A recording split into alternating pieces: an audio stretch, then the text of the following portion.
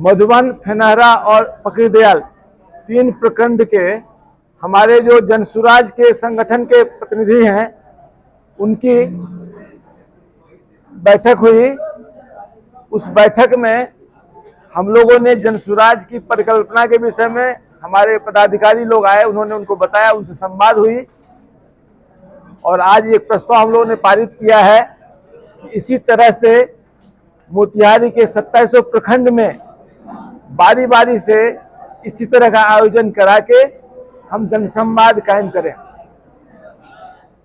जनसुराज, जैसा कि आपको पता है, जनसुराज एक प्लेटफॉर्म है जहां हम सही लोग, सही सोच के लोग को इकट्ठा करके सामूहिक प्रयास से बिहार की कुव्यवस्था, बिहार की बदहाली, बिहार की बेरोजगारी, बिहार की गरीबी, उसको बदलने के लिए एक हम लोग संघर्ष और प्रयास कर रहे हैं। और जो सामूहिक प्रयास से जो लोग चुन के आएंगे, सेलेक्ट होके आएंगे, सही लोग, सही सोच के लोग, उनके सहयोग से बिहार के लिए 10 वर्षों का एक कार्य योजना बनेगी, जिसपे या तो वर्तमान सरकार या आने वाली कोई सरकार उस परियोजना को, उस परिकल्पना को, उस कार्य योजना को लागू करके बिहार की तरक्की सुनिश्चित करे, या नहीं तो जो प्लेटफॉर्म पे लोग आएंगे, सही लोग, सही सोच के लोग, वो निर्णय ले। यदि सरकार नहीं करिए तो क्या हम एक अलग तरह से संगठन बनाकर, पार्टी बनाकर हम व्यवस्था को बदलने के लिए सिंहासन खाली करो कि जनता आती है कि तर्ज पे काम करें। ये हम लोग प्लेटफॉर्म दे रहे हैं, जनता में जागरूकता पैदा कर रहे हैं, जनसंवाद के माध्यम से अपनी बात कह रहे हैं, बिहार की बदहाली की बात कर रहे हैं, बिहार की कुव्यवस्था की बात कर रहे हैं। सब न सिर्फ बातें कर रहे हैं, बल्कि हमारे साथ साथ समानांतर में हमारी कार्य योजना पंचायत स्तर, गांव स्तर तक बन रही है। बिहार की जो मुख्य समस्याएं हैं, सबसे बड़ी समस्या बेरोजगारी है, पलायन है, भ्रष्टाचार का जो आलम है प्रशासन में, इससे लोग जनता करा रही है। कृषि की जो समस्या है, खाद की किल्लत, किसानों को जो उसकी उत्पादकता है, जो उसका अन्न है, उसका उचित मूल्य नहीं मिलने वाली बात है। ये तमाम समस्याएं पदयात्रा के दौरान हमें मिल रही है और ये 3 समस्या जो मेन रूप से है, मुख्य रूप से है, इसको बदलने के लिए, इसको व्यवस्थित करने का ये प्रयास है। आप लोग आए, आप लोगों ने सुना। पत्रकारों से एक ही, पत्रकार बंधुओं से एक ही मेरा अनुरोध है कि आज के इस समय में जो आप जैसे पत्रकार हैं, जो छोटे पत्रकार हैं, जो अनुमंडल स्तर के पत्रकार हैं, उनकी बदहाली से भी हम अवगत हैं।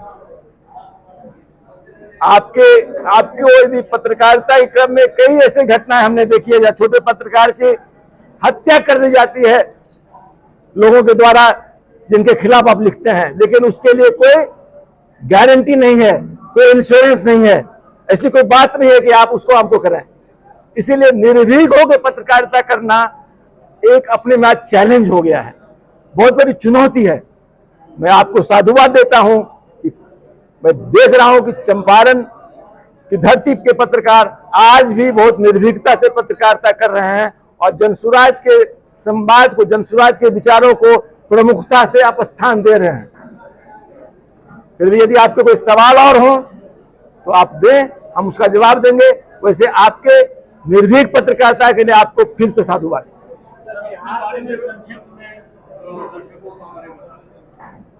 देखिए, मेरा नाम राकेश कुमार मिश्रा है। मेरा जो आज का परिचय यही है कि मैं एक जनसुराजी हूं और जनसुराज के अपने जीवन को समर्पित कर दिया। जो मेरा पिछला परिचय है कि मैं भारतीय पुलिस सेवा का 86 बैच का पदाधिकारी हूं। बिहार के 7-8 जिले में एसपी रहने का मौका मिला। भारत सरकार में सीआरपीएफ, आईटीबीपी और सीआईएसएफ में काम करने का मौका मिला। डीजी होमगार्ड के पद पे 2020 में सेवानिवृत्त हुआ हूं। रहने वाला सहरसा जिले के बनगांव का हूं और ग्रामीण स्कूल से पढ़ के सेंट जेवियर्स कॉलेज रांची से पढ़ के BHU से इंजीनियरिंग करने के बाद टाटा मोटर्स में नौकरी 2 साल किया, फिर पुलिस में आया। एक IAS ऑफिसर आप अधिकारी रहे हुए हैं, अब आप राजनीति में उतर आए हैं, तो दोनों में कौन सा काम आपको मुश्किल लगता है? और जन स्वराज जी के बहुत सारी पार्टियां, आप अधिकारी रहे हुए हैं तो हर पार्टी के बड़े बड़े नेताओं से आपके अच्छे संबंध रहे होंगे, बहुत सारी स्थापित पार्टियां हम कह सकते हैं, तो उनको छोड़ के जन स्वराज जी के। देखिए, बहुत अच्छा सवाल आपने किया। पदाधिकारी के रूप में बिहार को समझने का, तो बिहार में काम किया, बिहार को समझने का, और मैंने कांग्रेस के समय में भी काम किया, लालू जी के समय में भी काम किया, नीतीश के समय में भी काम किया, और जब भाजपा उसके साथ थी तो उनका भी कार्यकलाप देखा। सारी पार्टियों के कार्यकलाप देखने के बाद एक चीज तय है कि सभी लोग एक ही तरह के हैं। कोई जाति की बात करता है, कोई धर्म की बात करता है, सब विभाजन की बात करता है, कोई भी समेकित रूप से बिहार के बिहारी की बात नहीं करता है। एक तो यह है कि स्थापित पार्टियों के साथ वो मेरा कोई बनता नहीं है कि विभाजनकारी बातें नहीं करेंगे। जनसुराज गांधी जी के आदर्श को लेकर आया है। महात्मा गांधी का आदर्श ऐसा आदर्श है जिसकी बीज आज गांव-गांव में फैली हुई है, उसको पानी देने वाला लोग नहीं है। जनसुराज पदयात्रा के माध्यम से उसी बीज को अंकुरित करके पानी देने का प्रयास है, और इसीलिए पहला चीज है कि गांधी जी के आदर्श के साथ जनसुराज है। दूसरी चीज है कि नए ढंग से प्रजातांत्रिक मूल्यों को स्थापित करने का प्रयास है, जो मैं संगठन बनाने में देख रहा हूं। तीसरी बात है कि जनसुराज एक प्रोफेशनल लोगों की पूर्ण तरह से जो जनता के मनोभावना को समझ सकता है, जनता की समस्या को आकलन कर सकता है, ऐसी टीम है जो गांव-गांव में फैलकर हमको समस्या लाके दे रही है। एक ऑर्गेनाइज संगठित रूप से, व्यवसायिक रूप से, और बड़े पढ़े लिखे लोग, लड़के युवा इसमें जुड़े हुए हैं, जो प्रशांत जी के IPAC के बना किए हुए रूप में हैं। तो इतनी अच्छी चीजें जहां हो और जिसको बिहार के विकास को आगे बढ़ाने का संकल्प हो और संघर्ष करने के लिए तैयार हो, तो उसकी तुलना में स्थापित पार्टियां तो कहीं टिकती नहीं है। और जहां तक मेरा अपना अनुभव रहा है कि मैंने पूरी नौकरी अपने शर्तों पे की है।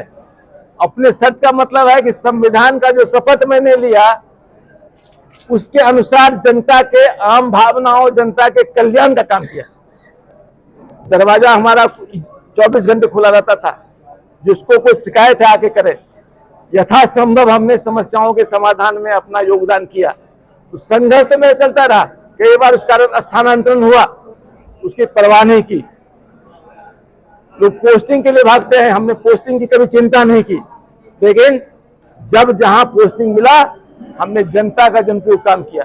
और चूंकि बिहार को समझा, जाना, एक मौका फिर मुझे मिला। प्रशांत किशोर के जनसुराज से एक ऐसा मौका मिला जहां हम पूरे व्यवस्था को बदलने का प्रयास कर सकते हैं। तो जो चीजें उस समय हम नहीं कर पाए समाज के लिए, जनता के लिए, आज मैं उम्मीद करता हूं कि इस प्रयास से हम उसको कर पाएंगे। बिहार में 15 साल का राजद शासन में जंगल राज भी देखा। 2005 में जब नीतीश जी आए तो 2005 में से लेकर 2010 तक कानून व्यवस्था बहुत अच्छी थी बिहार में। उसके बाद फिर एक ग्राफ अपराध लगातार बढ़ते जा रहा है। पुलिस वही थे, प्रशासन अधिकारी वही थे, तो जंगल राज 15 साल तक क्यों चलता रहा? और अभी बीच में कुछ फेज था कि अच्छा हो गया, फिर पूरी स्थिति में बिहार जा रहा है। तो क्या अधिकारियों पे पॉलिटिशियन नेताओं का कुछ दबाव रहता है कि अधिकारी खुल के काम नहीं कर पाते? देखिए, दो चीजें तो मैं बिल्कुल कहूंगा कि 30 साल में लालू जी ने जो किया और 15 से 20 साल में या 17 साल 18 नीतीश जी ने किया, हम उनके काम को सैल्यूट करते हैं। हम उनके काम की कोई आलोचना करना नहीं चाहते। जनता किसी पार्टी को बार बार चुनती रही तो कुछ ना कुछ तो अच्छा है, तभी चुनती रही ना। लालू जी की सरकार को बार बार चुनी, लालू जी में कुछ जनता ने देखा तभी चुनी। नीतीश जी को बार बार चुन रही है और लालू जी को जब देखा कि खराब हो गया तो बदल दिया। नीतीश जी को बार बार चुन रही तो कुछ अच्छा है तभी देखा। हम उन सब के इन कामों को सैल्यूट करते हैं। जहां तक पदाधिकारियों को दबाव की बात आप करते हैं, तो मैं अपने रूप से व्यक्तिगत रूप से कह सकता हूं कि 34 साल के सेवा में बिहार सरकार हो कि भारत सरकार हो, किसी पॉलिटिशियन की हिम्मत नहीं हुई, किसी पॉलिटिशियन की हिम्मत नहीं हुई कि आर.के. मिश्रा को कोई दबाव डाल के कोई काम करा ले। मैंने इसलिए कहा, मैंने अपने सर पे कहा, बाकी पदाधिकारियों की मैं चिंता नहीं, मैं उनका पैरोकार नहीं हो सकता, उनके लिए मैं कोई बोल नहीं सकता। लेकिन ये तय है कि 32 साल में जो चीज नहीं बदली, वो चीज उसके विषय में बताना जरूरी है। नहीं बदली, बिहार की तकदीर नहीं बदली। 28 राज्य की श्रेणी के ग्रुप में बिहार तब भी 90 में भी अंतिम पायदान पे था, आज भी अंतिम पायदान पे है। तो जनसुराज बार बार ये सवाल करता है, जितनी पार्टियां हैं, जो भी सत्ता में रही हैं, ये जनता को जवाब दे कि बिहार को आपने एक भी पायदान 28 से ऊपर क्यों नहीं ले गए? बिहार की बदहाली क्यों नहीं बदली? बिहार की बेरोजगारी क्यों नहीं खत्म हुई? बिहार में पलायन क्यों है?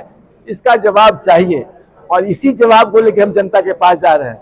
और जनता को इसीलिए कह रहे हैं, यदि आप बिहार के तकदीर को बदलना चाहते हैं, तो किसी के बेटा को मुख्यमंत्री बनाने के लिए, किसी के मंत्री को बेटा को मंत्री बनाने के लिए, और किसी और चीज के लिए, मंदिर मस्जिद के लिए मत वोट कीजिए। अपने बच्चों के भविष्य को जो सुनिश्चित, उसके लिए वोट कीजिए। यही हमारा मूल मंत्र है। बच्चे के भविष्य को सुनिश्चित करने के लिए जो व्यक्ति, जो विधायक, जो सांसद, जो ये प्रॉमिस करे आपका शिक्षा सुधार दे, आपका हेल्थ सुधार दे, आज की तारीख में जो भी जनप्रतिनिधि है, हमसे डरते इसीलिए नहीं है वोटर से, उनको मालूम है हम कुछ काम नहीं करेंगे फिर भी जीत जाएंगे। इसीलिए जब उनको ये भय होगा कि शिक्षा स्वास्थ्य नहीं करेंगे तो हम हार जाएंगे, इसीलिए हम चाहेंगे कि आप उसके लिए वोट करें। गांव देहात लोग अक्सर देखा जा रहा है, जब ये जनसुराज शुरू होगा तो एक अभियान के तौर पर शुरू होगा, और गांव देहात के लोग अभी तक कंफर्म नहीं कि जनसुराज एक पार्टी है या एक अभियान।